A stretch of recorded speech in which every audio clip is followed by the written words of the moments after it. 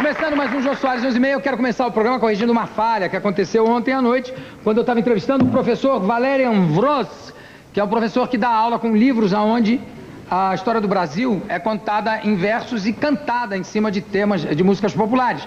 No final do nosso papo, eu não percebi que ele queria dizer aonde comprar os livros e interrompi o professor terminando o programa. Professor, me desculpa, professor, vou pedir desculpa cantando também. Me desculpa, professor, eu lhe juro que não... Me desculpa, professor, eu lhe juro que não fiz isso por querer. Me desculpa, professor, hoje eu dou o endereço para quem quiser ler.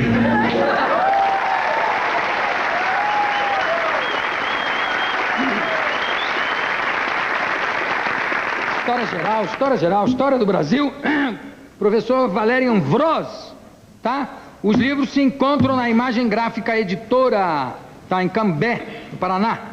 Telefone 043 254 4196. 254 4196. Fica na rua Dinamarca 877. Tá aí, professor? Pronto. E, gente, vai ter a grande final do 8º Prêmio Eldorado de Música, dia 13, às 8 horas da noite, lá no meu querido Teatro Cultura. Maravilha, olha, os finalistas, eu vou trazer o finalista aqui, hein? Produção, atenção, trazer o finalista aqui, que só tem craque. Eu tenho um quarteto de clarinetas chamado Sujeito a Guincho, você conhece? Conhece, Derico? São craques, né? São muito bons. Depois tem o Cristiano Rose no cravo. Não conheço. Diz que estraçalha. E o Fábio Cury, fagote, deixa eu falar? Não? E Edson Beltrame na flauta, que você conhece?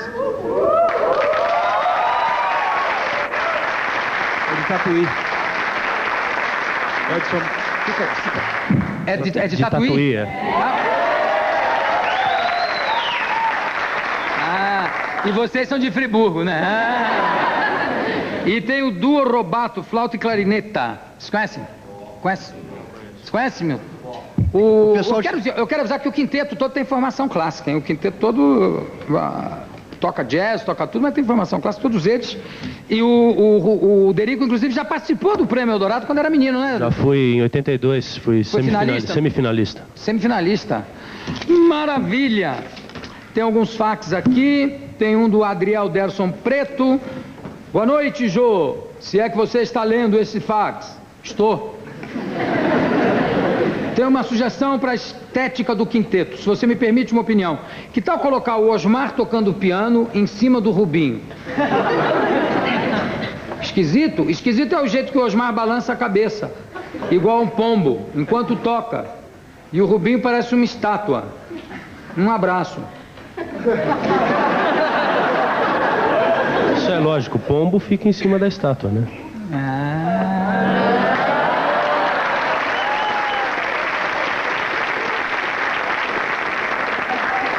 Cássio Marcelo Lourenço, Pirituba, São Paulo. Jô, acho seu programa o máximo. Muito obrigado. Gostaria que soubesse que possuo uma calça sua.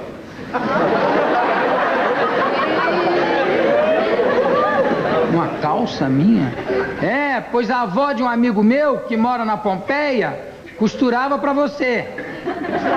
Costurava, não. E assim consegui algo tão valioso e pessoal. Como é que você sabe que a calça é minha? Bom, besteira, esquece, não precisa... Pelo tamanho, né, gordo? Jô, gostaria de colocar o seu nome na minha aranha caranguejeira. É a minha aranha de estimação, tem 15 centímetros de diâmetro.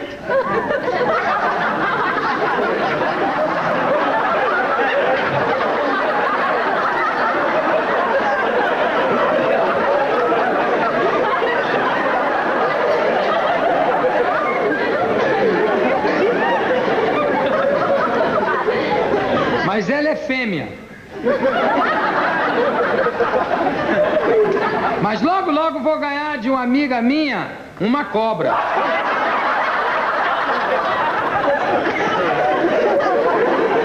Quem sabe coloco coloco o seu nome na cobra e ponho ela para brigar com a aranha. Não. Chega. Pronto. Vamos conversar agora com o ilustríssimo senhor ministro extraordinário dos esportes, Edson Arantes do Nascimento. Pelé, vem pra cá!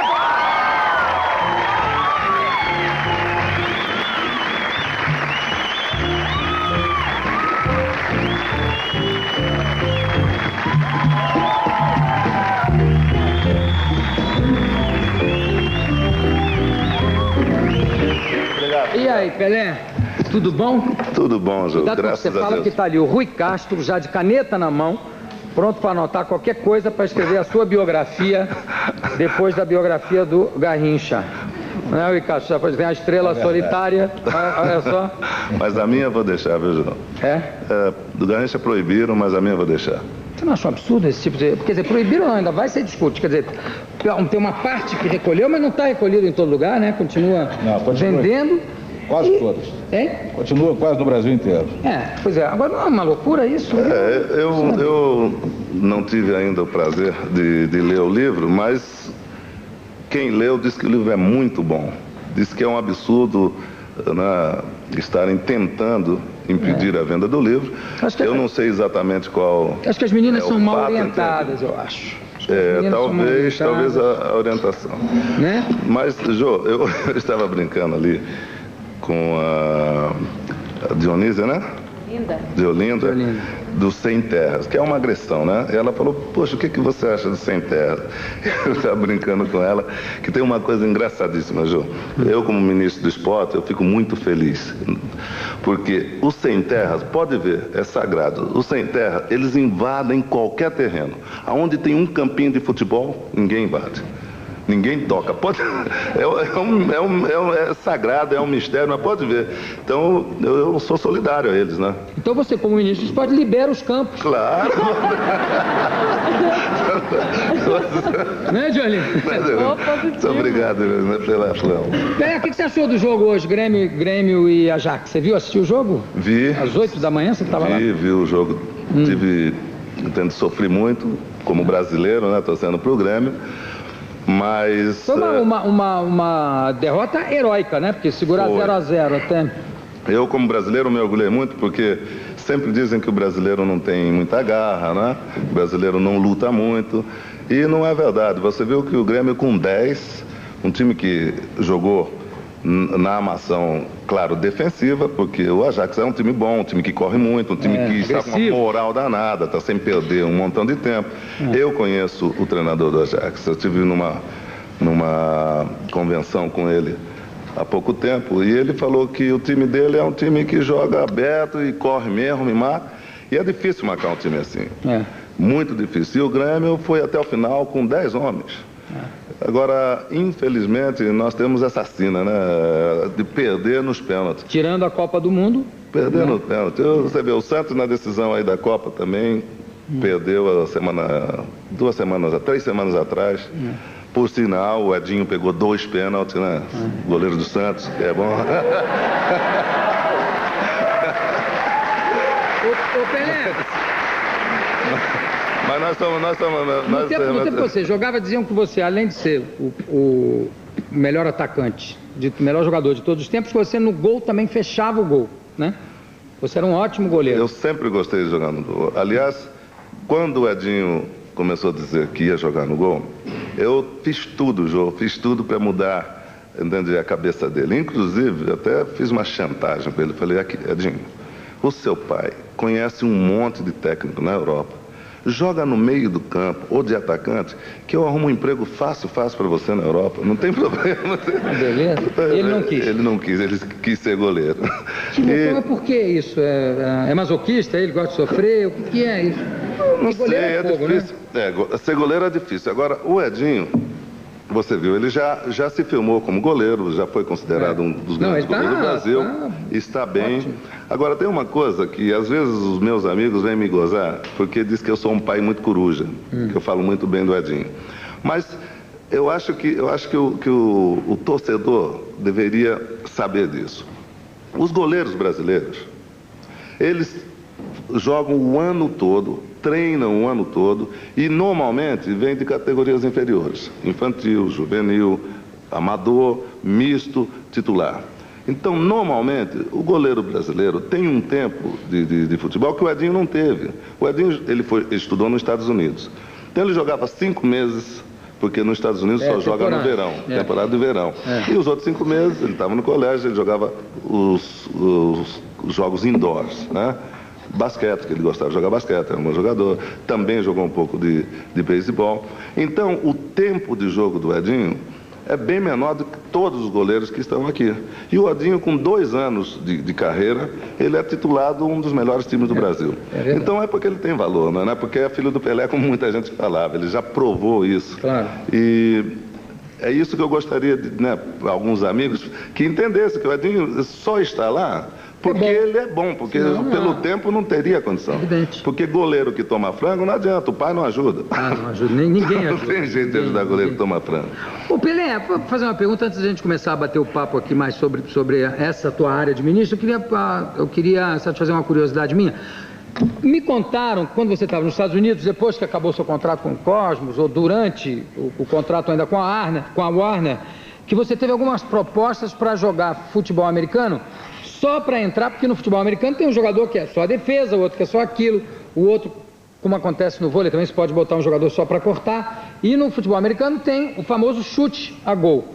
Queriam contratar você só para ir lá na hora de dar aquele chute a gol. É verdade que chegou a ter esse tipo de proposta? É verdade, eu tive várias propostas, né? E por que você não aceitou nenhuma? Porque eu ia ter que ficar na concentração, ia ter que voltar a ser um profissional. E eu não queria ser mais profissional. Você tinha que ir acompanhar treinamento, apesar de que o futebol americano é temporada, né? Mas eu fui convidado várias vezes. E eu brincava muito com os jogadores, porque o Cosmo treinava no Giant Stadium, onde treinava o Giant. Então eu perturbava, né? Porque não tem jeito de você mudar a mentalidade de um país que cresceu com aquilo, né? Claro. Então o americano cresceu com o futebol americano, cresceu com o beisebol, com o basquete. E não adianta você dizer que o nosso futebol, o soccer, é mais bonito, que no soccer todo mundo pensa. Então eles falam, não, porque o soccer não faz gol, acaba 0-0. Eu falava para eles assim, olha, principalmente para o John Namath, que é o quarterback, que é o único jogador que pensa no futebol americano, com todo respeito aos meus amigos, é o jogador de futebol americano, o único jogador que pensa é o quarterback, é o que pega a bola e joga. E o receiver, que é o que sai para receber. Então ele pega a bola, ele tem que pensar, ele tem que lançar. O nosso futebol, todo mundo tem que pensar. A não ser alguns técnicos. Então, o jogador, qualquer um que pega a bola, ele tem que ver o adversário, tem que driblar, tem que fazer um bom passe. Então tem que pensar. Então eu dizia para ele, olha, o nosso futebol é mais inteligente. Desculpa, porque vocês têm um que pensa e o resto que dá trombada, entende? E eu tirava o sarro nele. Aí ele falava, não, então você vai ter uma chance de chutar. E eu ficava treinando lá com eles. Com aquela bola oval. Com a bola oval e dava certo, porque a gente tem um pouco de experiência, sabe chutar. Aí o Dallas Tonedo veio e me fez uma proposta para fazer 1 ano com ele de experiência. Depois eu tive o Los Angeles. Também? Todos eles vieram me fazer proposta. E no final começou, sabe, a coisa começou a passar a ser mais séria, porque eles começaram a fazer proposta em dinheiro mais do que eu ganhava 3 anos de carreira no futebol, entende? E você não aceitou? Não aceitei, porque justamente por isso eu não queria ser mais profissional. Não dá para você indicar ninguém? Eu estou chutando um bolão. Pelé, vamos falar agora um pouco de política. Você fez uma declaração aí, que eu até comentei semana passada, você fez algumas declarações que foram consideradas infelizes. Uma delas dizendo que o negro devia votar em negro. Eu até comentei aqui se há um projeto, aliás, já aprovado, uma lei já aprovada no Congresso, dizendo que 20% dos deputados, 20% dos participantes do Congresso devem ser mulheres. Quer dizer, tem que votar em mulher, 20%. Por que que o pessoal se espantou tanto quando um negro diz, eu acho que o negro deve votar em negro, porque o negro está mais ligado nos interesses dos negros. Não achei nada de absurdo no que você disse, muito pelo contrário. Segunda coisa, você disse que uma grande parte, que havia uma parte dos políticos que eram muito ligados a uma imagem de corrupção. Tendo em vista o que aconteceu com a CPI do orçamento, me parece que não há nenhum absurdo também. E com uma porção de gente que continua aí solta, sem citar nomes, me parece que também não há nenhum absurdo nisso. Por que você acha que essa declaração teve essa resposta? Pelo fato de você ser um ministro de Estado, acharam que o ministro de Estado não deveria colocar esse tipo de questão? O que eu acho, Jô, tudo que você tenta fazer para orientar o povo melhor, para se posicionar melhor, para o povo reivindicar melhor as suas coisas, tudo que você tenta fazer e passar para o povo, tem políticos que não gostam. Porque eles querem sempre que o povo fique alheio a tudo que se faz. E todos me conhecem, eu nunca tive preocupação e nem tive medo nenhum de falar o que eu sinto, o que o meu coração acha que tem que dizer, o que eu acho que é verdade. Já foi assim quando eu fiz o 1000º gol, que sempre a gente volta à mesma história. O 1000º gol disseram que era demagogia, que eu queria aparecer em cima das crianças. E hoje nós estamos vendo aí o que está acontecendo, né, no Brasil. Inclusive, foi 19 de novembro de 1969. Minha mãe faz aniversário no dia 20. Eu poderia oferecer a minha mãe, seria muito mais bonito oferecer a minha mãe, né, o gol. Mas foi uma coisa que veio naturalmente. E um fato bem rapidinho que eu vou contar, engraçado, por que me levou aquilo. O Santos estava numa boa fase, né, ganhando de todo mundo, e vinham o pessoal de São Paulo, os torcedores do Santos, eles iam assistir os jogos do Santos, ficava lotado o campo do Santos, a Vila Belmiro ficava lotado, e muitos carros de São Paulo. Um dia eu saí mais cedo do treino e vi uns garotos que brincavam ali com a gente, era o Carequinha, o Neguinho, era o Pedro do Marapé, que a gente chamava, todos os garotinhos, e eles estavam roubando o carro, o rádio de um carro, aquela época. E eu saí por trás, pelo vestiário, eu cheguei e falei, pô, como vocês fazem isso, pô? Por que vocês estão fazendo o Carequinha? Porque ele falou, não, Pelé, nós só roubamos do pessoal de São Paulo, do pessoal de Santos a gente não rouba. Eu falei, não, rapaz, não pode roubar de ninguém. Que isso, rapaz?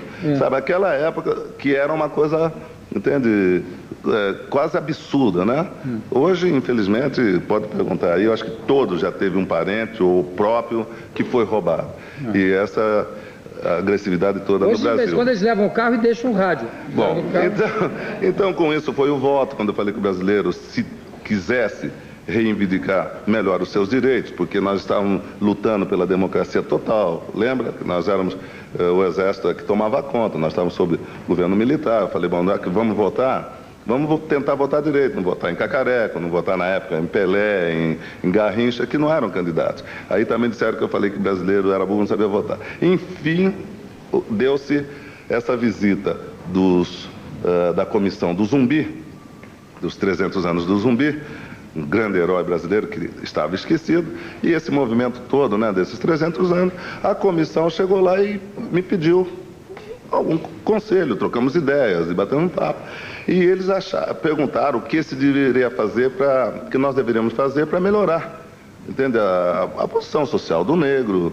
Aí eu falei, olha, o que eu acho é o seguinte, eu acho que o Brasil tem pouca representatividade negra no Congresso.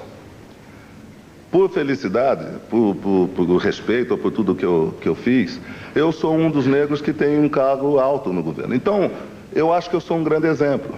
Então, acho que o negro tem que se unir e tem que votar em negro para nós termos mais representatividade no governo. Se fosse uma comissão de japoneses que tivesse vindo falar comigo, eu ia dizer a mesma coisa, olha, vocês se unem e botam mais japoneses para defender os seus direitos. O que tem errado nisso? E acharam que eu falei que negro deveria votar em negro.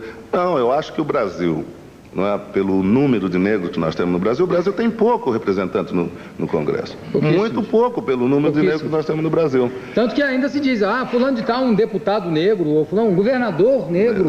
O Pelé é o único ministro negro. Bom, então eu falo isso, Jô, porque eu não tenho medo, eu não sou político. O presidente Fernando Henrique me convidou para trabalhar porque ele achou que dava para confiar em mim. E eu não vou deixar de lutar pelo povo. O que eu puder fazer pelo povo, pela minoria, contra o racismo, contra a violência, eu vou fazer, porque eu sou assim. Por exemplo, algum tempo atrás, os negros mesmo diziam que eu não pegava a bandeira do negro e defendia o negro. Eu não preciso disso. Eu acho que os meus exemplos, nesses 35 anos de carreira, os meus exemplos já são suficientes para que se siga, não é, o que o Pelé vem fazendo. Porque onde entra o Pelé, entra o Brasil e entra o negro. Isso não tem dúvida. E eu procuro corresponder, procuro não decepcionar, procuro não denegrir nem o meu país, nem a raça negra.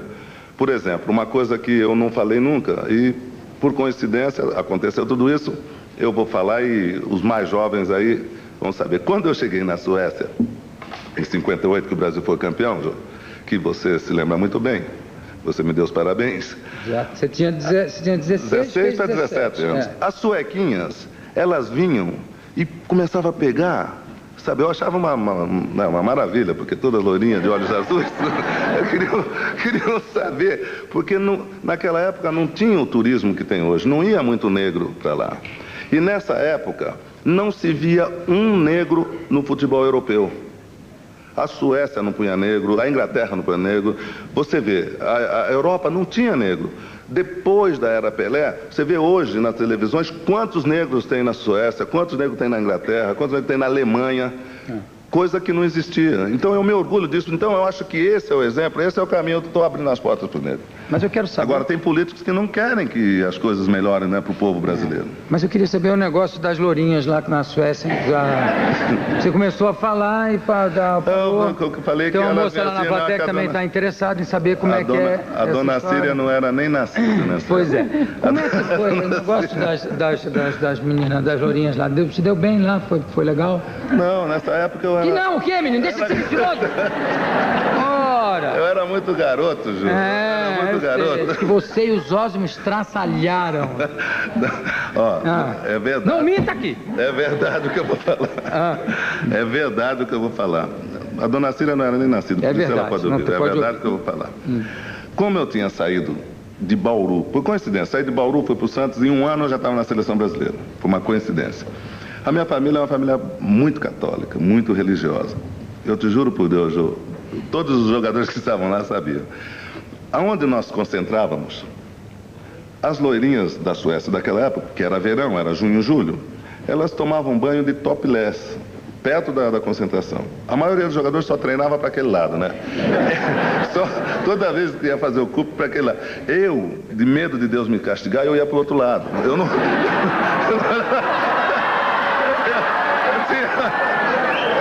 É verdade, é uma coisa séria. Isso no começo, é verdade. No começo, primeiros 15 minutos, e depois? Você ficava assim, no outro lado se benzendo. Eu achava, não, a dona Celeste está lá, eu estou rezando para ganhar a Copa, Deus vai me castigar, não posso fazer isso, não posso olhar. Oh, meu Deus, desculpa, Deus, desculpa. Quer dizer que realmente você ficou lá em regime de total abstinência? A maioria dos jogadores na época... Não, eu quero saber você. Eu fiquei. Ficou? Eu era muito... Não, eu sou muito religioso, mas naquela época eu era inocente. É verdade. É verdade, vou acreditar. Se você disser, eu vou acreditar, realmente. Não, eu estou te dando a minha palavra, é verdade. Bom... Depois eu aprendi um pouquinho. Eu vou, mas depois recuperou o tempo perdido. Vamos chamar o reloginho aqui, a gente continua com o ministro dos Esportes, Edson Arantes do Nascimento, Pelé. Vilen, chama o reloginho.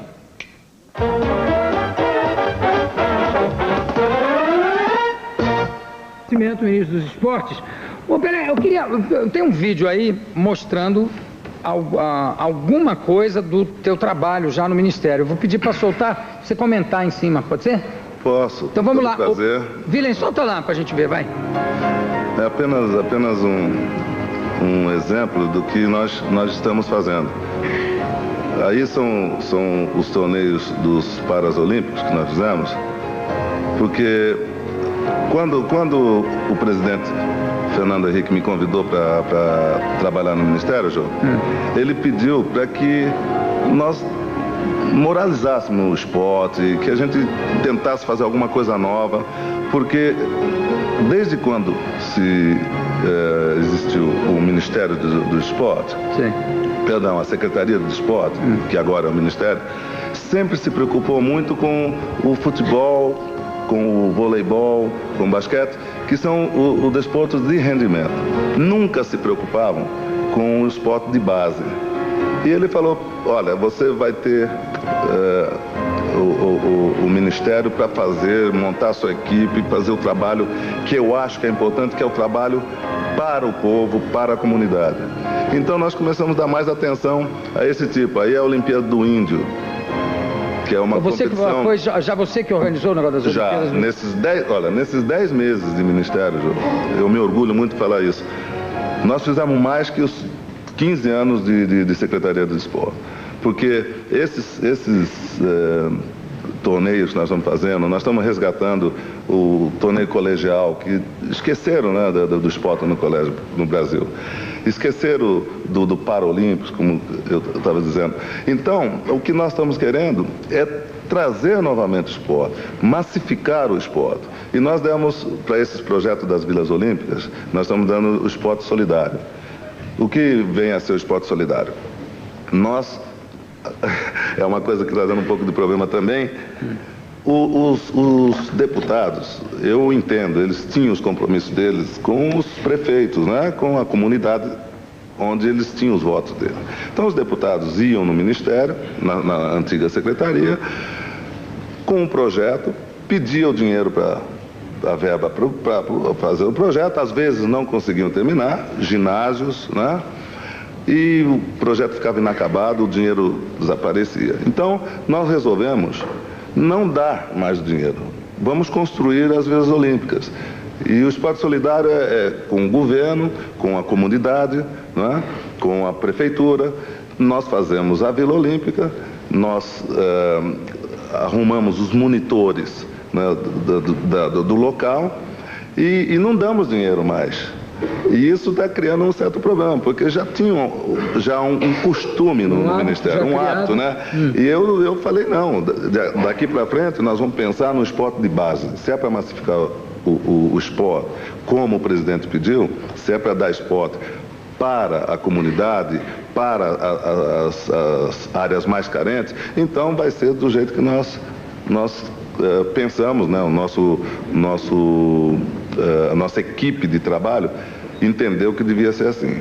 E nós fizemos já no Rio, na área mais pobre do Rio de Janeiro, que é ali perto de Belford Roxo, Nilópolis, toda essa área aí, na Baixada Fluminense, onde nós detectamos que era o que mais necessitava, né, de esporte, para tirar as crianças da rua, tirar as crianças da criminalidade. Nós já fizemos 5 Vilas Olímpicas. Agora estamos vindo para São Paulo, para o lado aqui de Carapicuíba, né, esse lado aí de Osasco. Depois nós vamos para o norte. Então nós mudamos o conceito. Nós não estamos nos preocupando muito com o esporte de rendimento, porque o esporte de rendimento, o futebol, na minha maneira de entender, mal administrado, com muitos problemas de corrupção, de tudo, mas ainda está andando, ainda está indo, né? Pois é, mas esse problema, você falou agora, de corrupção e de má administração, não é uma coisa terrível que ainda aconteça no esporte do país campeão do mundo, né? Tetracampeão?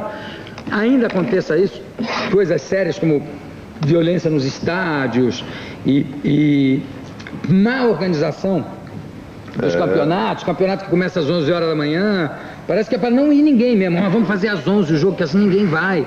Não, por quê? É uma desorganização muito grande. Quando o presidente me convidou, foi uma coincidência muito grande. Por isso que eu sempre digo, a minha vida, Deus é que dirige, Deus é quem indica. Quando o presidente Fernando Henrique, o Serra, o Arthur da Távola, que eram deputados, quando eles foram exilados, o Santos estava fazendo um torneio no Chile. Isso nos anos 60 ainda? Nos anos 60 ainda. Então, por coincidência, nós ficamos lá, conversamos com os exilados, e alguns foram ver o Santos, nós ganhamos, tudo. E naquela época, curta conversa que eu tive com o presidente, foi com respeito a melhorar o Brasil, que eles tinham lutado pelo melhor do Brasil, tinham botado ele fora do país, que eles estavam sofrendo muito, para você ver, Jô, que coisa engraçada. Agora, o presidente chegou e me falou: olha, eu queria que você ajudasse, vamos moralizar o Brasil, vou tentar, entende, arrumar o esporte brasileiro, porque está uma corrupção muito grande, está com muitos problemas, nós temos que arrumar. Eu falei: mas presidente, não dá, eu não quero. Ainda pensei, eu convido o Tele, né, porque o Tele está sempre brigando contra, né? O Tele é honesto, fechou. Eu falei: tem o Tele, tinha o Zagallo na época que não estava ainda com a seleção, foi 1 ano e meio atrás. Ele falou: não, vai ser você prometeu que ia tentar ajudar o Brasil naquela época que eu era exilado, que eu não tinha dinheiro para entrar no campo. Aí ele, quer dizer, ele me convenceu. Falei com o Juca Kfouri, o Juca falou: não, vamos pegar. E a primeira coisa que ele falou foi isso, falou: Pelé, nós somos tetracampeões do mundo e nós não temos nenhum benefício com respeito a isso pela falta de organização, porque não tem uma tabela, um calendário bom no Brasil. Nós não temos nenhuma condições de trabalhar com as empresas privadas, porque uma empresa que quer fazer algum investimento em cima de um jogo, por exemplo, o aniversário de uma firma grande, dia tal, eles querem fazer a festa toda do aniversário no dia tal, que é o dia do jogo Santos e Palmeiras, ou Santos e Corinthians. Acontece que eles mudam o jogo. Chega no dia e fala: não vai ter mais jogo, mudou para outro dia. Então, nenhuma empresa privada tem coragem de colaborar, tem coragem de investir. Não. Agora que começou, você vê, os patrocínios, mas fazer um projeto em cima... Ainda não tem. Como é a Fórmula 1. A Fórmula 1, você pega o livro da Fórmula 1, é impressionante. Os 4 seguintes anos, ele tem o horário da corrida, o local da corrida. A Fórmula Indy é a mesma coisa. Exato, então é isso que nós precisamos no Brasil. O Pelé, você como ministro ainda tem tempo de acompanhar de perto o futebol como paixão? Quer dizer, você tendo hoje que cuidar de vôlei, de Olimpíadas, dessa série de coisas que você está organizando, você ainda acompanha o futebol com paixão? Não, o futebol é o que eu acompanho mais, mas eu tenho visto... Você bate uma bolinha de vez em quando, ainda joga todo dia? De vez em quando eu ainda treino. Ultimamente eu não tenho tido tempo, porque eu estou ficando 3 dias em Brasília, volto, não tem nada. Tem viajado, mas... que nem dois, fora, para a Europa? Vou. Nós estivemos na Inglaterra, tentando convênio, porque o nosso ministério, Jô, como é um ministério novo, é o orçamento o menor orçamento do governo é o nosso. O nosso, você diz o seu, Ministério do Esporte. Pelé e Edson, né? Que você fala nosso, é porque são os dois falando ao mesmo tempo. Tá bom. Então nós temos, só para você ter uma ideia, nós temos 0,3% do orçamento do Ministério é o nosso. Isso representa, com 4,5% da loteria e da loto, representa 70 milhões. Para você ver. Só para você ter uma ideia, eu acho que o Ministério da Educação, o Ministério da Saúde, está por volta de 7 a 10 bilhões. Então nós temos 70 milhões. Então o nosso orçamento é o menorzinho. Então eu tenho que passar o chapéu na mão. Eu viajei, fui para a França, fui para a Espanha, fui para a Inglaterra, fui pedindo ajuda. O chapéu voltou cheio, o chapéu. Graças a Deus. Me dá aquela pasta. O Pelé falou das criancinhas, situação das crianças no país. Eu estou me lembrando que tem um apelo aqui que eu vou aproveitar, vou ler aqui na frente do Pelé, que é o seguinte: uma menina de 2 anos e 9 meses, ele trabalha à noite, o pai ou mãe aqui, eu não sei, Gabi Bonfim Moraes, trabalha à noite, quando ela chega, liga a televisão, a menina fica acordada, quando me vê, manda um beijo, retribui os beijos que eu mando, te adora, não sei o que, bababá, e ela tem um problema que é o seguinte, olha só que loucura, Pelé. Precisa de 2 aparelhos para ouvir bem. É totalmente surda do ouvido esquerdo, só ouve 15% do direito, com 2 anos. Não temos condições de comprar os aparelhos para a Jéssica. Então ela está pedindo o número de conta bancária, ou quem puder fornecer esses aparelhos, o número da conta bancária é Rinaldo Quaresma de Moraes, tá? Benji, Banco do Estado de Minas Gerais, em Belo Horizonte, né? Agência 370.7, conta 014 9658, 014 9658. Sabe quanto custa? R$ 2.800. É impressionante. O que eu tenho falado isso aqui, Pelé, é impressionante a carência, né, das pessoas no Brasil que chegam. A gente recebe aqui quilos de fax acima pedindo assim: aparelho de surdez para criança de 2 anos, prótese de braço, dentadura, sabe? As pessoas, há uma carência. Eu não sei, você acabou de falar na verba da saúde, que é de quanto? Por volta acho que 10 milhões. 10 bilhões? 10 milhões. 7 a 10 bilhões. Tem a Previdência e tudo, agora 2.800 aqui para aparelho de surdez, tem que recorrer a vocês, a nós, brasileiros. Uma coisa impressionante. É isso, Jô, que eu sempre falo e que eu sempre debato, estou lutando com respeito ao futuro do nosso país. O presidente Fernando Henrique, quando ele reúne o ministério, ele fala: olha, os ministros todos que estão aqui, eu escolhi, eu mandei fazer o levantamento da vida, então eu confio em vocês. Nós temos que trabalhar para melhorar a situação do povo brasileiro. E tem tentado. Por isso, é uma mensagem que eu queria dizer ao nosso povo, que acredite, porque o Brasil está no momento de luz. Nós estamos numa mudança. Não é fácil. Não é fácil depois, né, do que nós passamos, até onde chegamos, para fazer uma mudança. Não é um governo que vai mudar. Não é nesse governo que vai se mudar. Mas esse governo está plantando uma semente, e essa semente tem que ser cuidada. E isso eu, como representante do povo, porque eu não tenho ligação a nenhum partido, eu não preciso de política, eu não preciso de nada. Eu estou falando o que eu sinto nas reuniões do Ministério. O presidente a mudança tem que começar, pelo menos, um começo de mudança, casa, a gente tem que começar a sentir, né? Exato. Tem alguma dificuldade para aprovar os projetos na Câmara. A Câmara, na minha maneira de entender, hoje, realmente é melhor do que o ano passado, as coisas estão melhorando, mas quando tem a reunião dos ministros com o presidente, isso eu posso dar minha palavra ao povo brasileiro, que há um esforço muito grande para melhorar. Você vê que os ministros estão até tendo infarto aí, já teve 2 que já teve que operar o coração. Mas Sérgio já está bom. Graças a Deus, o Sérgio está bom, o Paulo Renato o Paulo Renato também está ótimo. Então eu queria pedir ao povo que acreditasse, porque o Brasil está realmente mudando. Não é fácil, nós vamos sofrer um pouco, porque ficou muito mal, foi muito roubo em cima de roubo, em cima da gente, em cima do dinheiro público, e é difícil para repor, mas nós estamos no caminho certo. Pelé, para terminar, eu queria que você desse um palpite aí. Eu sei que o Santos amanhã tem uma partida decisiva. Foi uma coincidência, porque era uma surpresa para você. Eu vou aproveitar a oportunidade, João. Como o Santos, hoje, com essa diretoria, doutor Samir de presidente, o José de diretor, o Clodoaldo de vice-presidente, o Santos hoje é o time mais organizado, o time que não deve para ninguém. Há 1 ano e meio atrás, João, o Santos não tinha equipe para pôr em campo. Vocês viram aí. O Santos tinha o ônibus penhorado, aonde as crianças dormiam, o time infantil, juvenil, Jô, era o mesmo local que eu dormi quando cheguei em 56. Não tinham reformado ainda.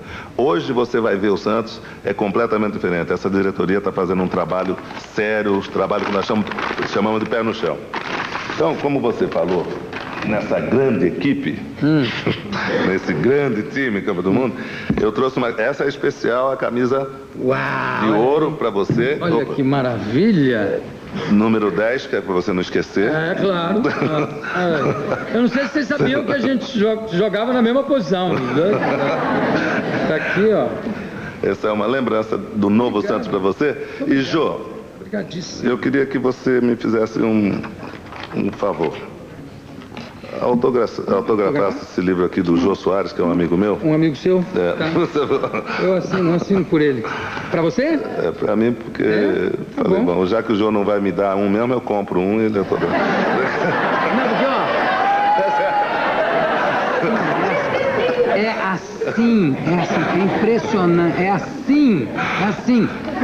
Não come ovo para não jogar a casca fora.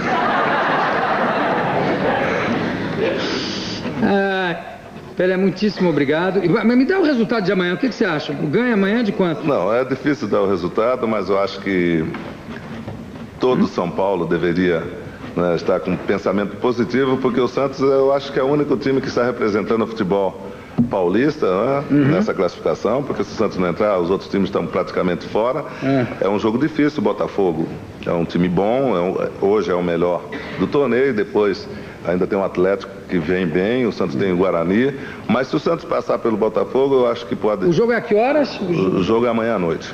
Aliás, amanhã à noite, o Jô Soares, 11h30, excepcionalmente entra às 10h20, entra mais cedo. 10h20, exatamente por causa do futebol. Aqui, Pelé, muitíssimo obrigado pela tua presença e daqui a pouco a gente volta.